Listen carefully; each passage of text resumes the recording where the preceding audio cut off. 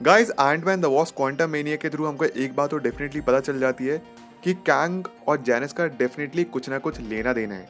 और इससे हमको एक और बात पता चलती है कि सिर्फ ट्रेलर के थ्रू कि कैंग यहाँ पे एंटमैन की टीम को एक कुछ टास्क दे रहे हैं जो कि उसको करनी पड़ेगी।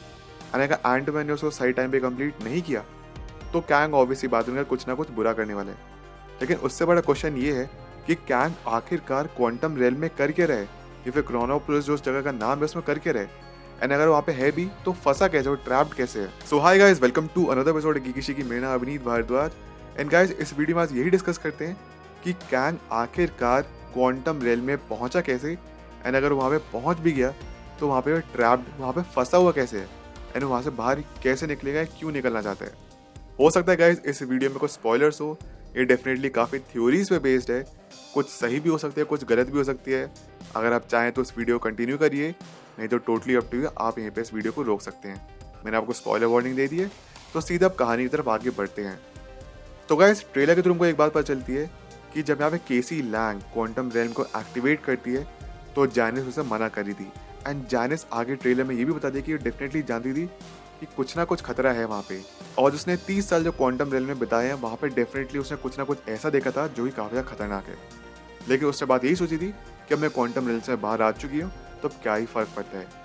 लेकिन केसी गलती से उसको एक्टिवेट कर देती है एंड वो सब क्वांटम रेल में फंसे हुए हैं। एंड वहाँ पे मुलाकात होती है उनकी क्वांटम रेल के रूलर से जिसका नाम है कैंग द कॉन्करर।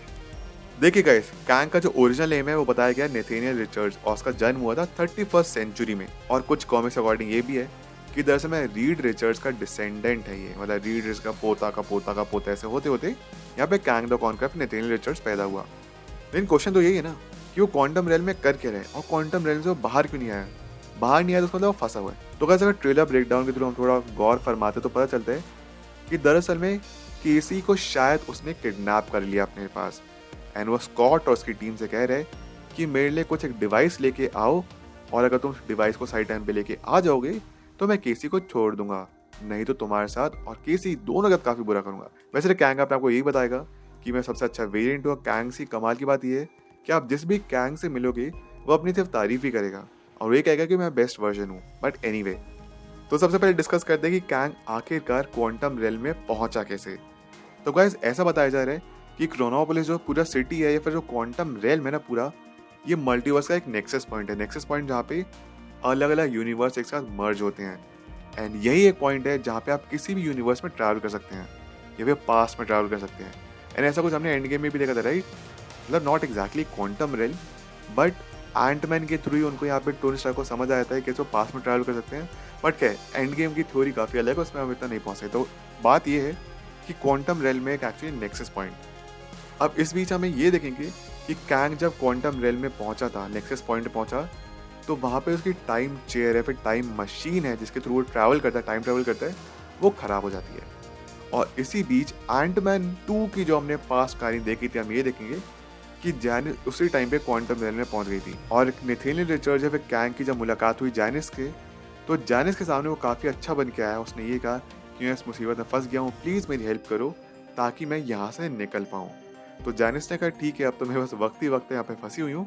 तो जैनिस एक्चुअली मदद करनी शुरू कर चुकी थी कैंग द कॉन्करर की, उसकी टाइम मशीन या फिर टाइम चेयर को ठीक करने की कोशिश कर चुकी थी। ये गाइस हमने एक डिवाइस भी देखी ट्रेलर में, जो कि ध्यान से देखने पता चलता है कि एक्चुअली इसी डिवाइस की जरूरत थी कैंग को, जिसके थ्रू उसकी टाइम मशीन या फिर टाइम चेयर एक्टिवेट हो जाएगी और एक बार वो फिर से मल्टीवर्स में ट्रैवल कर पाएगा। तो जैनिस ने उसकी मदद करनी शुरू की थी कैंग द कॉन्करर की। दोनों अच्छा खासा काम कर रहे थे, उसकी टाइम मशीन भी ठीक होने लग गई थी, जैनिस कैंग पे भरोसा भी करने लगी थी।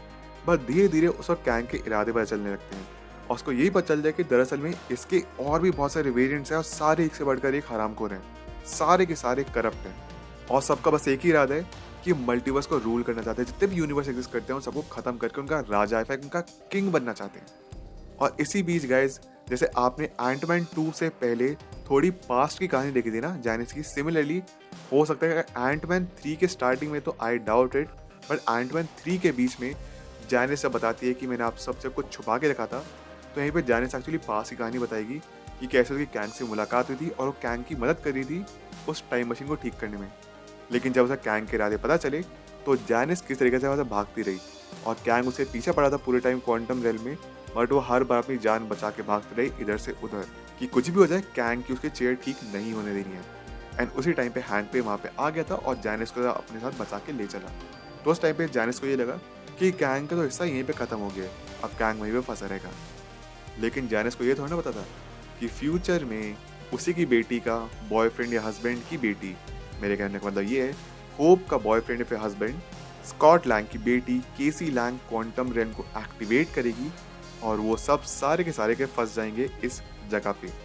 और कैंग ने अब किडनैप कर लिया केसी लैंग को और कैंग अब उसकी पूरी टीम से कह रहे कि जाओ जाकर उस डिवाइस को लेके आओ, मेरी टाइम मशीन ठीक करो और जैसे टाइम मशीन ठीक हो जाएगी मैं तुम सबको यहाँ से जाने दूंगा।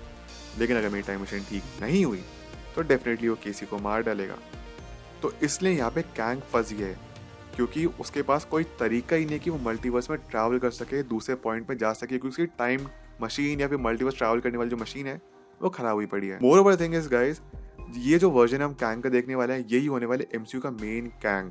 मतलब हो सकता है कि एंटमैन 3 में इसको डिफीट ना किया जाए बल्कि एक्चुअली ये जीत जाए। हो सकता है कि हम फिल्म के एंड में ये देखेंगे कि कैंग की मशीन ठीक हो जाती है और वो दूसरे यूनिवर्स में चला गया है और वो जाने से पहले यही कहता है कि मैं बाकी यूनिवर्स को खत्म करके आता हूँ, उसके बाद तुम्हारा यूनिवर्स यानी कि अर्थ 616 फिर मैं इस पे आऊँगा।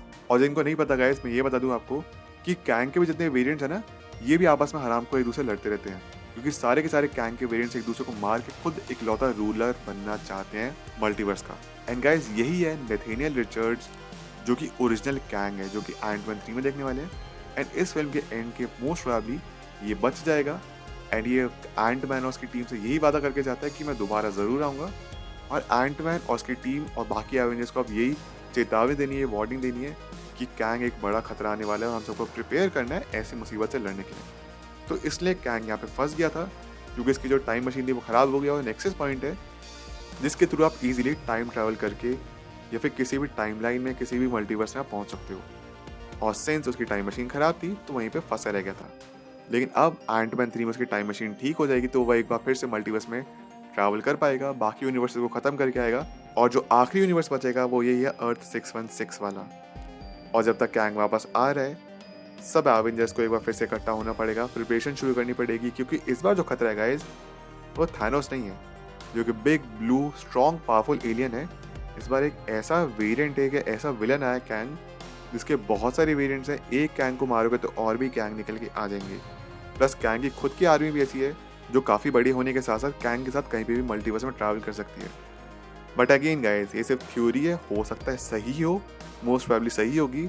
इन केस अगर गलत है या फिर आपके पास खुद की कोई थ्योरी है तो वो जाके मुझे प्लीज़ जाए कमेंट करके ज़रूर बताना आप। तो गाइस ये थी आज की वीडियो, ये था आज का एपिसोड। आई होप आपको मज़ा आया। आपके पास जो भी कोई थ्योरीज हैं इससे रिलेटेड या फिर आप से कुछ ऐड करना चाहते हैं या फिर आपको मेरी थ्योरी ठीक लगी, प्लीज़ जाके मुझे कमेंट्स आके ज़रूर बताइए। और अगर आप सभी मेरे इंस्टाग्राम और ट्विटर पर जुड़ना चाहते हैं लिंक आपको डिस्क्रिप्शन बॉक्स में मिल जाएगी, नहीं तो मेरा यूज़र नेम आप लोग अपनी स्क्रीन पे देख ही सकते होंगे। मिलते हैं आप सभी से अगली वीडियो में। अपना ख्याल रखें and always remember you all are super heroes. Life में हमेशा अच्छा करिए। Thank you so much, take care, bye.